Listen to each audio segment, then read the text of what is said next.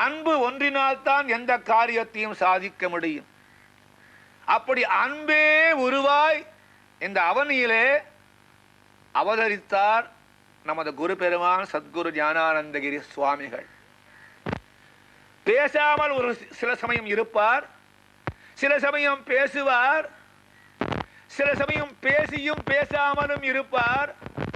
அவரை நாடி வந்த அனைத்து மக்களும் புரிந்து கொண்டார்கள்.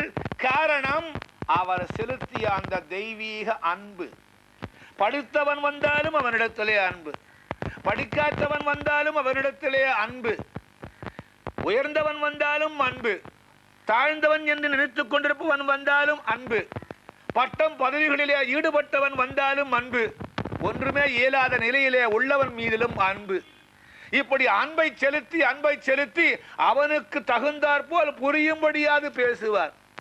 இவர் யாரிடத்தில் பேசினாலும் அவன் அவரை முழுமையாக புரிந்து கொண்டான். இந்த பிறப்பு எடுத்த காரணத்தின் பயன் என்ன, அதை எப்படி அடைய வேண்டும் என்று சாதாரண படிப்பு அறிவு இல்லாதவனும் புரிந்து கொண்டான்.